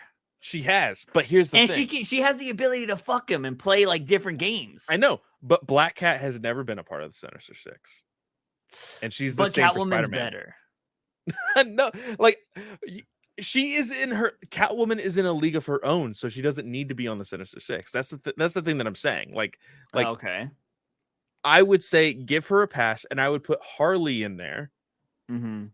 or I could easily replace Harley with Poison Ivy. I think you make they both make the cut. Like, like for real. Like because you're gonna say Ivy is like not better than like I'm not gonna lie to you. I think Ivy is more dangerous than Two-Face, in my opinion. Yes, I think Ivy's more dangerous than Two-Face. But we have him not in this, so she would have to get a spot in the Sinister Six. Okay, well, I feel like this is a whole podcast within itself, because here's the thing. When I am looking at this photo of the Sinister Six right now, you have Mysterio. He is the person who just works with the illusion. That is Scarecrow. Kraven. We'll just compare them closest to who's on there. Exactly. So Mysterio is Scarecrow. Mm-hmm. Look at Kraven. Kraven is a hunter. Not really anything metahuman. He is just really determined on... He has a really great hunting skill, and he wants to kill Spider-Man. So, comparatively, I would say probably Deathstroke. Yeah, I could see that. Yeah, Deathstroke I could put on there. That's fair. Deathstroke. He is a metahuman, though. So a little bit. With the serum, yeah. Then you have Electro. You have a metahuman. I would give that to... Oh, shit. We're not really like... He doesn't have a crazy electric character, but I mean, he's a threat. I think you can replace that person with Bane or Ivy. So I would say Ivy. Okay. Because Bane's character needs to be equal, I think, to either Doc Ock or Sandman. Actually, I think Doc Ock is Ivy. Okay. So, yeah, because the vines, all that kind of stuff. They're both scientists. Scarecrow, Deathstroke, Ivy. Okay, so again, Electro would be closest to... I would give it to... Give me... Who are the other two first? Maybe we eliminate the other two. Vulture, Man-Bat. Yeah, Man-Bat, that's easy. Yeah. And then Sandman. Clayface. Yeah.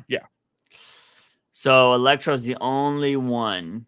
Because he doesn't really have like a standout electric villain.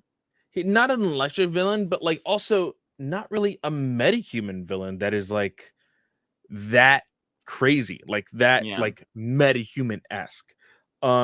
If anybody, I would have to say Firefly. Yeah, I mean, he would. I think a lot of people would electricity and element, Yeah, a lot of people would probably consider Firefly Vulture, but Man-Bat I think is a better shout. Yeah, we could throw Firefly on there. So what is it overall? Scarecrow. So overall, it is Scarecrow, Deathstroke, Firefly, Clayface, Poison Ivy, and Man-Bat. Yeah. If I had to switch out somebody, because I don't think that would be my definitive list, because we're just comparing to the Sinister Six. Yeah. I think Harley easily destroys Man-Bat or Firefly on that list. So I could easily trade Deathstroke for Harley. Oh, okay. Suicide Squad. All right. Right. I could definitely trade Deathstroke for Harley, and then instead of Firefly, I would probably do something like... Well, sorry, no. Instead of Clayface, you could easily put Bane, because he's the muscle. Is again just another part of the muscle. But I do like the supernatural Man-Bat in there. I do like Ivy in there. And I think like here's the thing that I kind of like about the Sinister Six that I wish they would do more so for Batman. is you always get one or two of the villains teaming up, just happenstance, and they fight Batman. The Sinister Six several times have said, "Hey, we all need to team up on Batman and beat up Spider-Man, like beat the shit out of Spider-Man." If 6 villains go all in on Batman, that would be a fun book. Like, it would almost, I would say, I think it still needs good writing, but it would because almost. Tynion did that. Did he? Yeah, remember that shitty story where Penguin gets stabbed and he makes the most impenetrable fucking fortress that nobody could ever get out of, and they break out of in the same issue? Okay, see, no. That's not the Sinister Six, though. He created his own characters. And those are all original characters that have been made before him. It was Deathstroke, what's her face, like it was that army guy.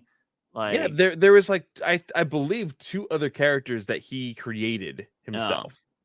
Well, yeah, but it's still Deathstroke and some what's her face, Cheshire, and Penguin was there. I would like to see some sort of Sinister Six-esque book or arc coming from Batman, and like it still needs good writing, but I think it would just be a hell of a lot of fun. There just needs to be a book where like the president is like, we got to eliminate Batman. Like, that's so easy because then you get Amanda Waller on Batman's ass, you know? Yeah. Like, it's such an easy book. And I feel like some of the like home run things people are like, oh, it's been done before. But I was like, yeah, but was it done well? Let's just rewrite it. You know what I mean? Yeah. Because everybody's trying to rewrite the good stuff nowadays and they're just making it worse. But all right, let's move on to the YouTube comments. I organized this from newest to best, and I'm going to start from the top with Nathan. Who would be the biggest threat? And it's all Condiment Kings. Condiment King with Venom, Condiment King with Speed Force, Condiment King with Man-Bat Virus, Jokerized Condiment King. I mean, it's not even like anybody with Speed Force is more dangerous. Like any villain with Speed Force, I think we've had this conversation. Like Joker with Speed Force would be insanity, which we're reading that in fucking Zdarsky's run, and it's terrible. Yeah. So, I think Speed Force trumps all of those, in my opinion. Yeah, I think so. Yeah. So yeah, sorry, Nathan. That's all you got there. Alexis Barrera. So how the frick could Joker be rehabilitated? Even if he wanted to be, no one would believe him, including bats. Even if they managed to fix him, wouldn't he immediately be sentenced to death? For the last part, is Gotham a kill? I mean, Gotham definitely doesn't have the death penalty. Like, there's no way. So this is a very interesting take because one of my favorite episodes in Superman the Animated Series is there. I can't remember the title, but there is a villain, a gangster, a guy. I can't remember who he is in particular, but he, like, essentially at the end, he is on death row, and as the lever is being pulled to electrocute him, he figures out that Clark Kent is Superman. Like, nice. In the mere seconds before he dies, he figures out that he's Superman. Yeah. And like, it reminded me, like, this reminded me of that. And I'm just like, why isn't Gotham, after everything that has happened? So I 100% think that Bruce Wayne has campaigned and thrown money at individuals who are against the death penalty. Yeah, so that way I believe that that Arkham can be a thing and rehabilitation is possible. Mm-hmm. So unfortunately, I think Bruce Wayne is Batman's worst enemy. Yeah, I mean, at the same time, that's a good thing to write where like people are like, oh, he's a sympathizer. He does this so Batman can keep beating up people, you know? Because there's always been that argument, right? Of like people think Batman is just beating up the criminally insane and like they need rehabilitation, not violence. So yeah, you can add on to that story, which would be interesting. I mean, yeah, I think he would be sentenced to life in prison, but I mean, he's criminally insane. It's why he goes to Arkham and not Blackgate. So I think he would be in Arkham no matter what. Now, there have been instances, if I'm not mistaken, where characters do go to Arkham first and then get sent to Blackgate. So even if he was rehabilitated, he would just get sent to Blackgate. So it's possible, but even Batman himself has said like he I think he would love if Joker could be rehabilitated, but he doesn't think he's too far gone, you know? Yeah. And so like, yeah, I think he could be, but I mean, at that point, Joker's gotten away with so much. Why would he want to? Yeah. You know, he will never end until Batman is dead or until Batman kills him. That's all he wants. Yeah. And you can't change that when somebody is fixated on one goal that they'll never give up. So, yeah. Moving on to Eduardo de la Cruz. What's going on, everybody? Welcome back to another Who Would Win? Azrael versus Reinhardt, another Overwatch guy. Condiment King versus Walter White. That's messed up. That's fucked up. That's fucked up, Eduardo. Lex Luthor versus Amanda Waller. Azrael, I think, beats Reinhardt, in my opinion. That's the guy with the shield, right? And the big hammer. Yeah. I think Azrael beats him. Condiment King versus Walter White Jr. Walter White Jr., I fucking hated that kid at the end of that show. And I think he'd still beat Condiment King's ass. Yeah. So, and look at his dad was. Like, look at how bad his dad got. You don't think he can get worse? He's also got that car to run you over with. So that is also true. And Lex Luthor versus Amanda Waller is a nice shout. I would give it to Lex just because he wouldn't need to rely on anybody else, where Amanda Waller would need the Suicide Squad or somebody else. So yeah, so there was a moment in time where Lex Luthor was president, and Amanda Waller was the vice president. And you kind of see right there, like Lex knew exactly who his number one enemy was, so he decided to put her beneath him. So I think it would go to Lex Luthor also. Yeah. So good try though with the Walter White Jr. You got me to laugh. I'll say that. That's fucked up. Jason Todd, do you think it would be a good plot device to give Batman his own kryptonite, such as fatal allergy or disease? I feel it would make him more human, knowing he has human weaknesses besides getting beat up. His weakness is that he's human. Like, oh no, it's peanut butter. Yeah. Oh fuck. Peanut butter bandit has beat me now. Or Joker's like, what the fuck? Really? Like, you know what I mean? Joker would come out of nowhere with an EpiPen and be like, not today, peanut butter bandit. Like, I only kill the Batman. But I do think that Batman having a weakness of some kind, he's already human. That is his weakness. Like, because he can be susceptible to a bullet or a knife or anything. I don't think he needs an allergy or anything to make him more human. I mean, it's at that point, it's like, okay, how human do we want our superheroes to be? You know, like, I don't think he needs his own kryptonite. Like, anything could kill him on a random day. I mean, he can't, you know, unlike Wonder Woman or Superman, who could survive for, you know, years upon years upon years, Batman can get cancer and he's fucked, you know, like, you know, that is his weakness, that he is human. Moving on to Tiny Beauty saying howdy to a new listener from the South. Howdy. I'm always a fan of somebody that's just howdy. But welcome, Tiny. I hope you're having a good time listening to Batman News Weekly. We always appreciate new listeners. Moving on from that, Clay, which of these would cause the most outrage? Valmont/Selena lovemaking scene in a movie or show, a new team of all LGBT characters that fight against bigot villains, Condiment King killing off Alfred instead of Bane. That last one. I don't think the last one wouldn't be believable.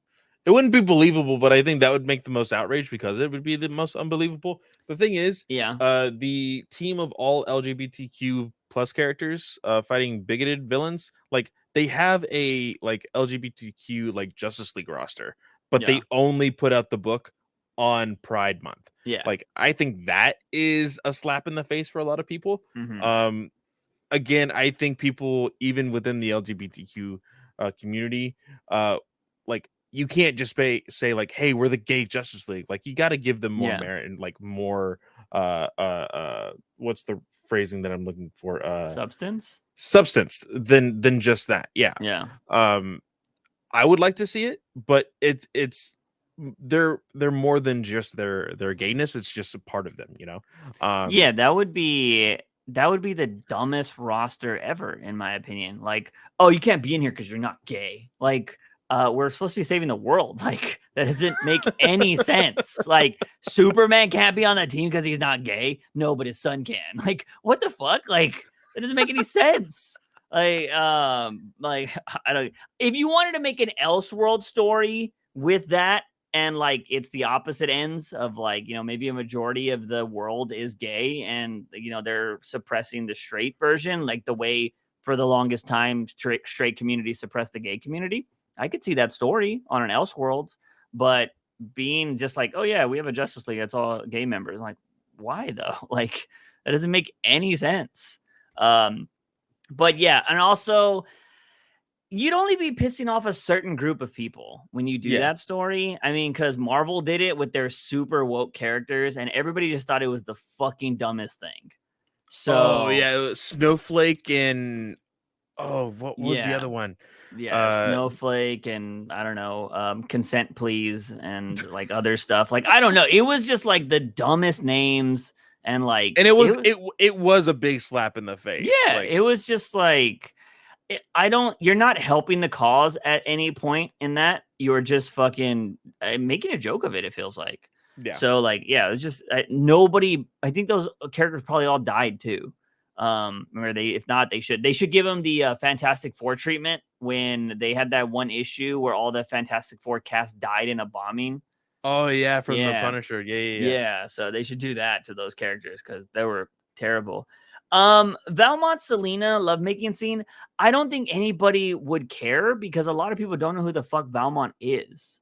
Like, the general audience would be like, oh, who's this character that Selena's falling in love with? Like, it wouldn't matter. Because I think if you're also watching a Selena Kyle movie, aka Catwoman, she's probably gonna have a love interest that's not Batman, you know? Because like, if you put Batman in that movie, it's automatically gonna be a Batman movie. So she's going to have a different love interest. So I don't think people would actually care, except for people that have read Catwoman and know how shitty Valmont is. So, and they just announced that he's not necessarily coming back, but he's going to be part of a storyline in that new Terror event that's going to be happening during the summer in Catwoman #1 Night Terror or whatever. So yeah, I mean, if I had to pick all of those, Selena Kyle one would probably piss me off the most, just because like, I fucking hate Valmont. I think he's a terrible ass character.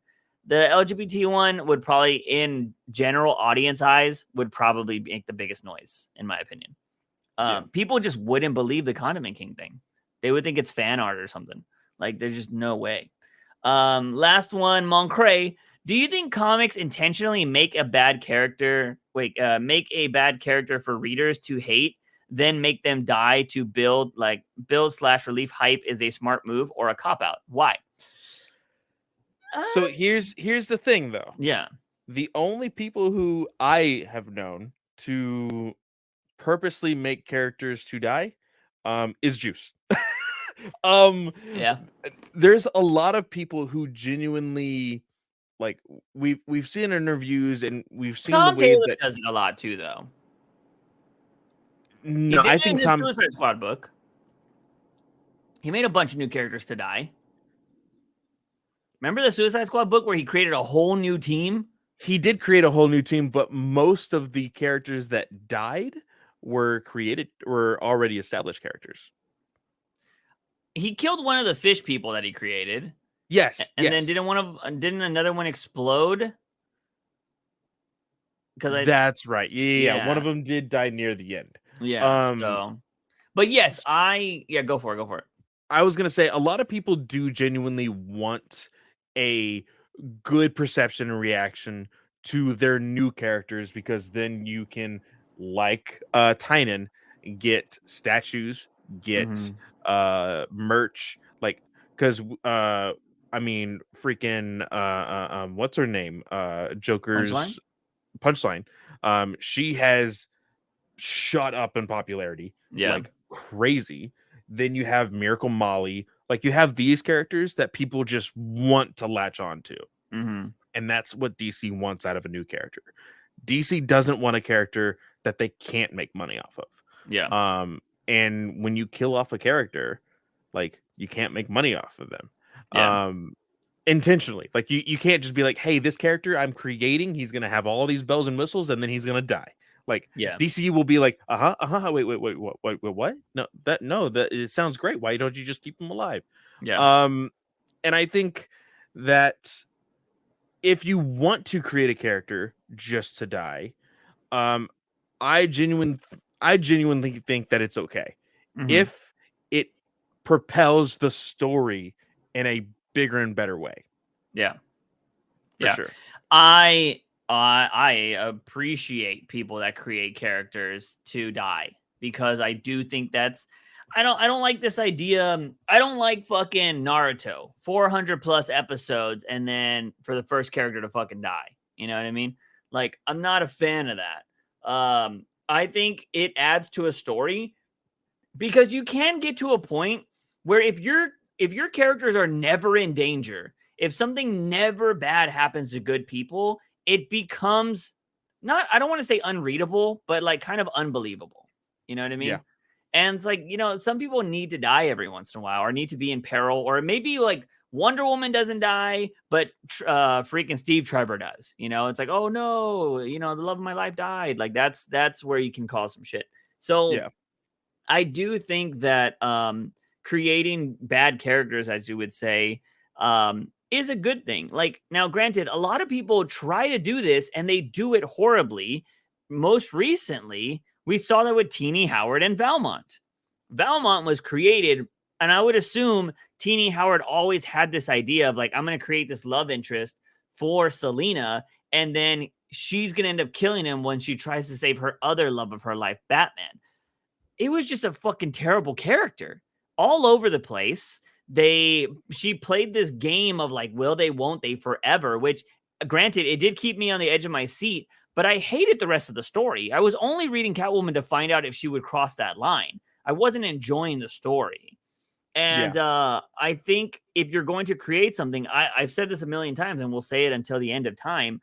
James Tynion had the perfect character to create and die at the hands of Joker, and he did nothing with it. Also, James Tynion created what I thought could have been the next Hush and killed him just to push his Joker war. So people do it. It's just not done well, is what I'll say. Yeah. And I think that's what needs to change. Because, I think it's something people do all the time, but is it ever done well is the question. So that is all we got for freaking questions, ladies and gentlemen. Anyways, with that, let's move on to comics, because that is all we got, ladies and gentlemen. Only 2 books here, Adventures and Danger Street. Did you read both? I only read Danger Street because Adventures came to us late. I read it. I had read ahead. I was like, oh, I'm gonna be like Juice. I'm gonna go ahead and read every book ahead of time, so that way when it comes time to actually record, we're on the same page. I don't have to scramble to finish a book or anything. Yeah. And then I opened our app where we have all the books as soon as we started recording, and I was like, oh, there's a Batman book here that I did not read. Yeah. It's funny that you say that, because I didn't read these until last night. So that's hilarious. Yeah, I was fucking editing. I've been really busy lately. I've been reading manga more than I've been reading comics. And I was just like, oh fuck, I gotta read Batman tomorrow.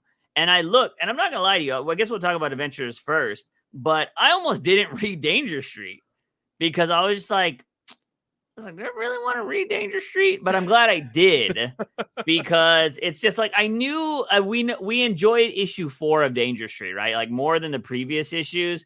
But I was like, it could be like those other issues again. And I'm like, do I really want to read this so late at night? I was like, Clay's gonna read it. I was like, no. I was like, let me read it, and I read it. And I'm glad I did at the end of it. But let me just go ahead and run through Adventures then. So this story is continuing the story. The last time we read Adventures, Batman was getting shot out of a window because somebody was trying to save the essentially Captain America type character that the Suicide Squad is hunting down.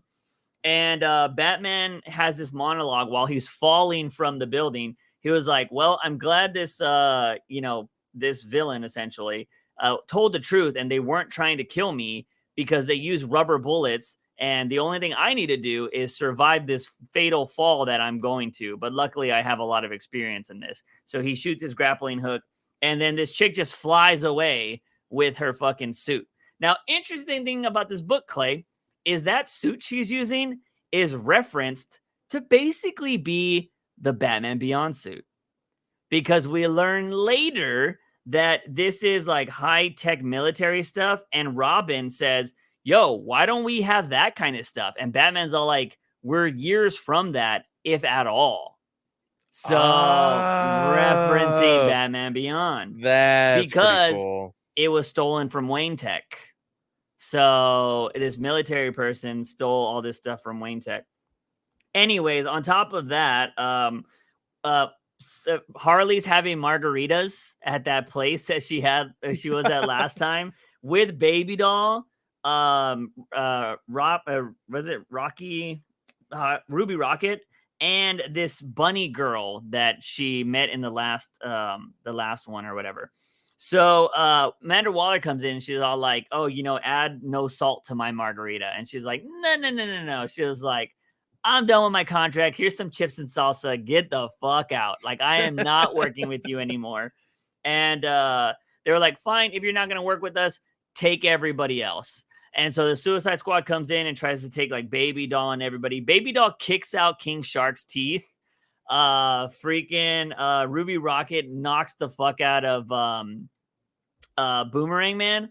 They have this little thing where she was like, you're really coming after me after we made out at Ivy's party or Harley's party? And he's all like, don't make it personal. And she's like, I'm making it personal. And she knocks him out. And the bunny just gets her ears cut off by Katana like extremely fast. And so everybody's all like, all right, we'll take them in if Harley's not going to work with us.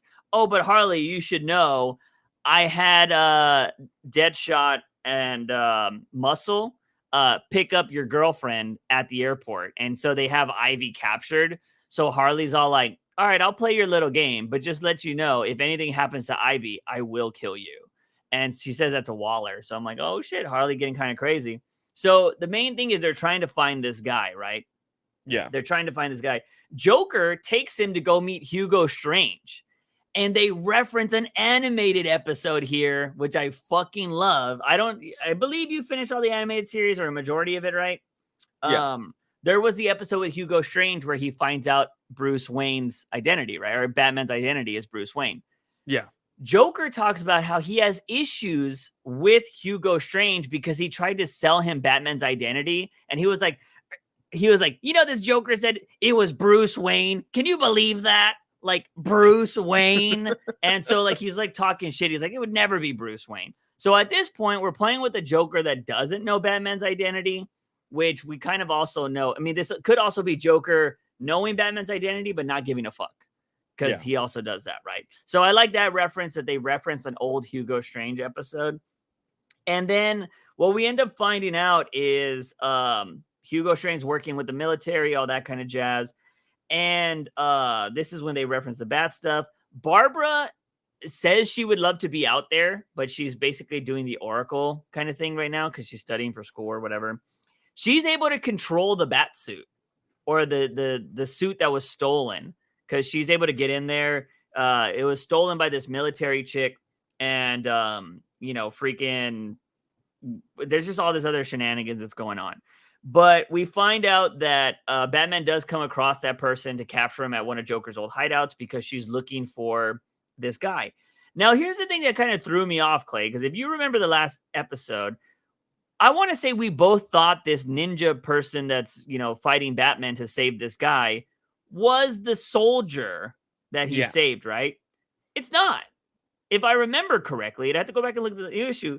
It's a doctor that was working on the program that was falling in love with him. So totally different person. I was shocked. Very odd. Now the military woman does make an appearance here. It does look like, though. Yes. Yeah. So they do a reference where Batman looks at the cameras And I got kind of confused here because it says this woman was the last person to, check into the Wayne Tech area. But then we find out later that her key card was stolen. So I don't know if that footage was doctored or what it was, but she wasn't the one that stole the tech. So interesting. So, anyways, that's when Barbara is able to control the suit. She basically shuts it down, and we get the whole reveal of like why she doesn't want basically the guy was lied to. The whole Captain America situation was going on. He was fighting through everything, and they used a brainwashing helmet to finish the experiment so that they would be like. She says, if you were creating a super soldier army, you would never want that super soldier army to go rogue. So you have to control them somehow. So we had to brainwash them. So he got brainwashed. And when that was happening, Joker broke in because he heard about the whole situation that was going on. And he was mad at Hugo Strange. So he fucked up the whole experiment. And that's how he has that guy on his team. God damn. Yeah. So Joker always doing crazy shit. And it ends with they're like, oh, we need to get that helmet to save him. But Hugo Strange has it on lock and key. Well, as they're transporting it an hour away from Gotham or whatever, Joker's already in the van. Which there's some really interesting dialogue because Joker's like has his arm around a guy and it's all laughing gas. And he's like, he says, watch your hands, mister. And I'm like, whoa, Joker, what kind of gas did you dose them with? But yeah, so this was part 2. So that story will be continuing. I just absolutely loved that they referenced Batman the Animated Series and an old Batman Animated Series Hugo Strange episode. Like, that's what I think is so really good about this. And I'm so glad they're staying consistent with the art because that one Harley issue was just really weird. So, like, it's crazy how the art just fits so well with the storytelling. But if you change it, it doesn't fit right. Because I do think like if you were to like Clayman this up, this kind of dialogue wouldn't work with Clayman art, in my opinion. So because Batman talks a lot more in this suit, and I think it's okay in the animated series, wouldn't be as cool in the comics, in my opinion. So I think that's kind of interesting. But let's move on to Danger Street. Like I said, I wasn't really gonna read this book, but it has a Batman appearance. So I was like, oh shit, it actually awesome, cool. What did you think about this Batman book, News Clay? Weekly approved, I guess, Yeah, right? for real. This one, as it loads up on my screen here, Yeah. This one I feel like was in the realm of like easier to read. It did synergize very well with what has been going on, other than like the fact that we read the first 2 or 3 issues and we were just like, what the fuck is happening, right? We were still learning about a whole lot of these characters. I'm still very curious at this like bodyguard dude for these kids, how it relates to the Manhunters, because we got a little bit of insight here, but not too much. And then this whole thing with Batman and the Creeper. We made the assumptions of like, Jack Reacher is or sorry, what's his name in this one? Let's see. Batman. Oh, he calls him Creeper. Let's see. I can't remember Actually, I his forget his name. I'm saying Jack Reacher, and I think that's a completely different character from a novel. Anyways, you say the Creeper. The Creeper's the Creeper identity is the whole thing of him like being the news anchor, talking about all of these like things happening within Gotham, like who's the real hero, who's a vigilante, all of this mess, right? Yeah. And Batman is like, you don't need to be doing this. Like, Yeah. you need to stop doing this. And I love how the Creeper is just taking no shit from Batman. He is stone faced with Bruce here. And I love this. Whenever there's a character who actually stands up to Batman, I absolutely love it. Didn't think the Creeper was really a character to do that. But seeing it here, I thought was really, really cool. And of course, we have the showdown between the New God, freaking Orion. Orion and Starman Yeah. going on right now. And who's in the freaking coffin? The dead boy. Is it him? I'm pretty sure because they want to bring him back to life. Okay. Yeah. I guess I missed that because I was just like, what the hell is going on here? Yeah, so Starman has always felt bad that the kid died. And so that's why what do they call them? The wombats or whatever they're called, the little rascals. They're going after the blue man. They're going to try to kill him, right? And that's what we kind of leave on the cliffhanger where he just fought Orion and he falls down. And essentially looks like the kids have a free shot at killing this guy because he has like no more energy. And I guess they're going to go point blank barrel to the skull and maybe kill him, which would be nuts. Although he just fought Orion, so maybe a bullet won't do anything to him, but who knows? So yeah, we got a bunch of different Lady Cop getting her ass beat the whole time this issue. Poor, I feel bad for the princess because she's in her just like working in her office and a whoosh, like a big old whoosh sends her out of her desk. And she's like, "Well, what the fuck was that?" And I think that is like from the fight of Orion and Starman. Like probably. she is trying to investigate what this is. But she is trying to get the leg up here, of course, in her investigation. And I'm still kind of confused. Like, of course, she does get into the car wreck at the very end. And that's how she's going to be face to face with everybody. And like this is, of course, going to lead her right into where her investigation was going to lead her anyway. Yeah. So that is very interesting here. This is how many issues is this supposed to be? I think it's 12. So because I think Danger Street had 12 issues originally or something like that. Or it was one issue with 12 stories, maybe. Okay. So I think it's something like that. I could be wrong. So we still have 6 issues left. Yeah. But I think this, like, the story is finally 7. starting to move. Yeah. Because now I'm curious on, like, all right, well, are they going to kill Starman right now? The kids? And what's her name just got in a car wreck. I'm so glad that what is his name? Manhunter or whatever killed that prick ass kid. Because he was like begging for his life and he's like, "Oh, you can't kill me. Oh, you little bitch." And he was like just talking all this shit to him. And then he came in at the very end and he was like, "Oh, we're going to go through this again." And he just suffocates him, like chokes him to death. Yeah. I was like, hell yeah. Fuck that kid. And so like that was kind of cool. But so yeah, all the stories I feel like are developing. We see some betrayal inside what are they called? The green group or the green the group with all the kids. Yeah, well, there's 2 kids groups. You're talking about the rich kids with the green suits. The rich kids. Yeah. Some betrayal there with the manhunter guy, with the bodyguard, and he's like, "Look, they're killing kids. Maybe you just protect me." Yeah, I thought that was pretty interesting. Where he was just like, I mean, is it really important that all of us live? Like, yeah, let's just like give these to the manhunters, and you just protect me. Yeah. I thought that was very interesting, and which is why I want to know who this bodyguard really is. Like, what significance is he to the DC universe? You said that you think that we will get that reveal closer to the end of the book. Yeah. I kind of feel like I need to know before. Okay.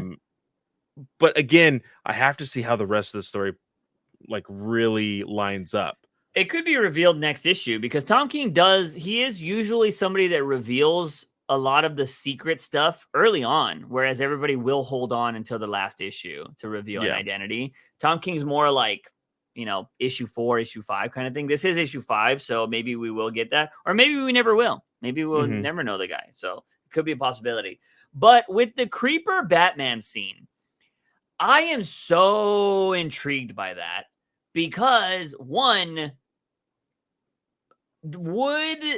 is Batman the type to kind of enforce the free speech stuff? You know what I mean? Like, that was curious to me because, like, granted, he has to deal with all that shit, so he might want to get ahead of it, right? I can understand that. Maybe he wants to be a little intimidating. But now we also saw, like, I want Batman to beat the shit out of Creeper now. like after what, because he blew smoke in his face. Like that's one of the most disrespectful things you can do. So I'm hoping Batman like does get to beat the shit out of him or something at some point. And the Creeper likes to beat the shit out of people, right? So maybe Batman catches the Creeper in the act and he has all the right to beat the shit out of him, you know? But now we're starting to see kind of like Watchmen stuff happening because we see the Creeper's, you know, alter ego kind of saying, so who controls the heroes? And like, why are the heroes the ones that make all the rules? And like, now he's going to start doing propaganda against heroes. And it's interesting that we still have, if this is 12 issues, 7 more issues of maybe we're going to start seeing people rising against the heroes and causing more drama. And I love me a good political story. So if the Creeper, who is always kind of seen as a dumb, silly character, is the catalyst for something like crazy happening with the views of, you know, people versus heroes, I'd be very intrigued to see where that story's going. Yeah. As long as it ends with Batman beating the shit out of Creeper. Like, that's what I want to see.